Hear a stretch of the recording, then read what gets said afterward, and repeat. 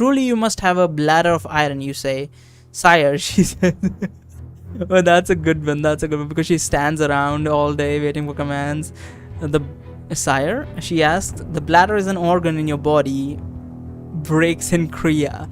Liar, you have been unfortunate to be serving perhaps the chattiest dark elf in all Underdark. Bladder is like a wineskin in your body where you hold your water, you say. You must have one of iron in order to stand as long without need of relief. Gods, is she not serving you well? Says Kriya. Why must you torture her with your babble? Ignoring Kriya, you go on. I, for one, relieve myself at the very slight sign of discomfort. Much of the Underdark has my scent, like a dog, says Kriya. Pay him no mind. It is a lie that he fancies and amusing. His sense of humor degrades by the day. Demonstrate your commitment to comfort right now. Right here and now, says Agra. Holy shit, please don't tell me you're pissing right now.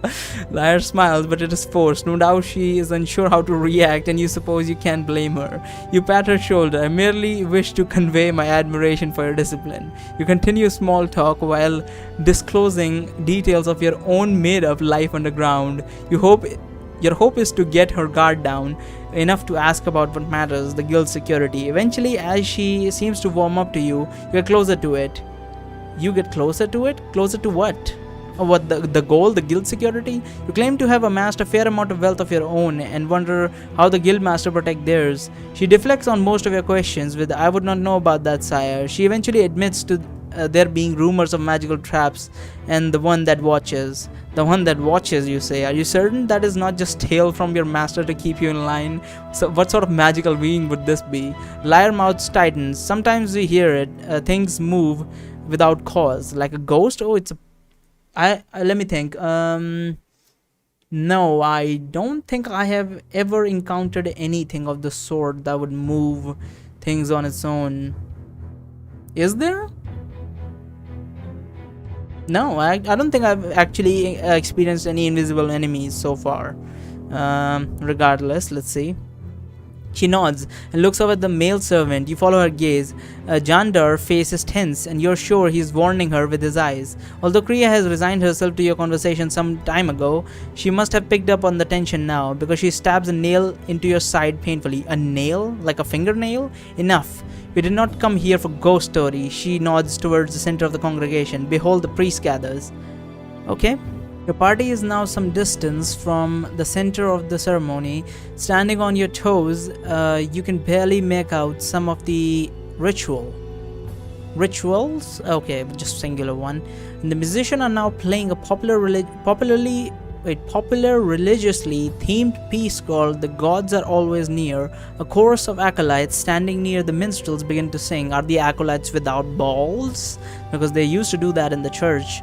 Their voice resonating in practice harmony. You don't spot acolytes Avis or Bumin among them. A line of priests are lined up in front of the performers.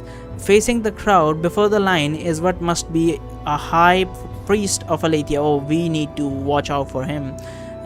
Based on his richly embroidered white robes, the priest reaches down out of sight and stands up with a glowing red sphere, which he then begins solemnly carrying toward the line of priests. Even from this distance, you can tell the sphere is hot. Wisps of smoke rise up from it. The priest's hands glow blue underneath. He slowly passes the sphere to the first priest in the line, a priest of Tiches, the goddess of luck. The Tiches priest holds the sphere up high, shouts something. He then passes the orb to the next priest. Judging by his golden tunic and shimmering crown, Hydon, the god of wealth and prosperity, you would think that the priest of Hydon might be trying to pass as a king, if it weren't that you have seen your share of these priests. Back in your home city. Or was I home city? I forgot. What is this? You whisper. Symbolic of the baby to be born, says Kriya. The priests are in order of the faith. The gods protect their hands from the relic, which is pulled from hot embers.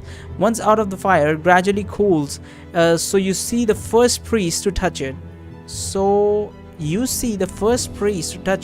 Have it the hottest. Is that thing made of pure gold, do you suppose? You say. It wouldn't be. There's no way. Because the gold would melt. You say hopeful. If it is, I suspect it possesses magical property, else it would melt. Yeah, that would make sense, says Kriya. It is wise to keep a distance, else a child may be passed to you. Comes a voice from behind. It is wise to keep a distance, else the child may be passed to you?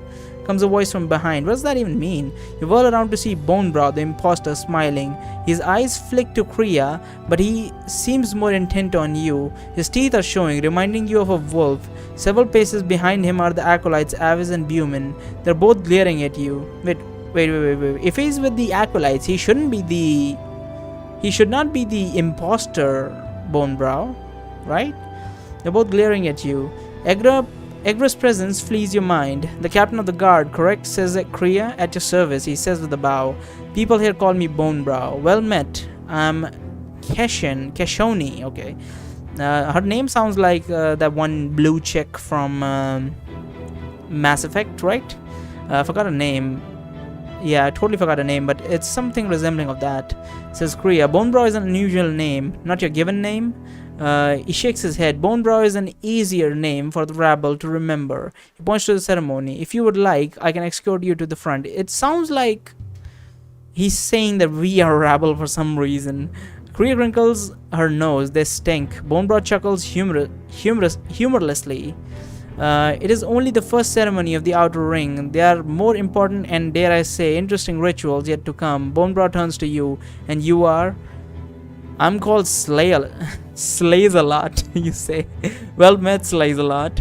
What is your profession? He says. I assist Keshoni in her duties, you say. Of course, says Bonebrow. As the male, that is your duty. However, much like I have ascertained that Keshoni is a wizard, I wonder what sort of profession it is that you have. You ask a lot of questions, says Kriya coldly. You're impressed with her composure. Forgive me, says Bonebrow with a falsely apologetic expression. But as an enforcer of the law, it is my duty to ask questions. He returns your attention to you, his eyes burning into you. Those eyes remind you of the priestess back in the Fog Temple, and makes you wonder how complete her transformation to Bonebrow really is. A few options come to you. What do you choose? Obviously, I'm gonna go with Ranger because I have a bow. We have a bow with me. I'm gonna go with Ranger. As you can see, I carry the weapon of a Ranger, you say, tapping the bow slung on your back. I see a bow, growls Bonebrow. Are you saying you're a Ranger? You nod. Never heard of a dark elf ranger, says Bonebrow. Your kind hates the open sky above. Well, I enjoy the starry sky at night, you say, and I've heard the name Moonrat for my race, so this is well known. Actually, he scouts the Underdark, says Kriya. This is why I call him Worm instead of just Slave. He slithers about the darkness as a worm. If he's under the open sky, then he prefers nighttime, as do all our kind.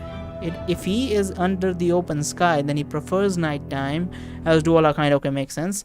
Your Grace, do not snake slither and worms wriggle. You say against your better judgment. I really prefer the name Snake. Okay, that's funny. The worm need not speak, says Kriya sharply. There is more to this man than skulking in the dark, says Avis coldly. I know, snarls Bonebrow over his shoulder. He turns back to you. His eyes are dark, and his one hand shakes. Do not waste our time with your question, Captain, says Kriya, her voice a little unsteady. I ask questions to ensure everyone's safety. I find your lies disturbing, says Bonebrow in a menacing tone. Try again, Ranger. What are you? Okay, so why did that increase my morale? I have no idea. Let's see. What should I say? No way wizard would work, but we are technically spellcasters. But I have no experience. If he asks me if he puts like a slight curse on me and I cannot deflect it, then immediately they would know that I'm not a wizard. So, man of many talents, the most weird one. I'm a man of many talents, you say with a bow. Why would I bow? Because I have a habit of doing that as a human. Because it usually comes off as sarcastic, but now that I'm a proud race, it's probably not a good idea. I tired of your games, man, says Bonebrow. What the fuck? Why did he say it like that? He motions with the acolytes behind him. They step forward in unison. Fall, Avis shouts. Life decreases too. There's an explosion in your mind and a screaming of anguish from Egra. The next thing you know, you're face up on the cobblestone street. Why am I face up? Did I fall backward? Okay. Alathian scum, shouts Kriya nearby. You invite us to a celebration, then subjugate my slave to this humiliation. Avis's beautiful face appears over you, her expression locked in one of determination. She chants a few strange words, gently places her forefinger on your shoulder. As I thought, he is filled with the spirit of Ohur. Your man is a priest, we sensed it, yet did not declare this to our order or any of the other divine representatives. Comes a man's voice, probably is Buman. They think me a priest, you realize? I mean, that sort of makes sense, but I really thought a priest would not be a good option because it sounds absurd. Like, we have no qualities of a fucking priest. Like, what does the Ohur god even like bestow upon its priest? Like, what are the powers of the priest? Like, slippery fucking floor that you fall on yourself? Alright. We shall see. Your man is a priest, we sense it. Yeah, la, la, la, la. We already saw all that.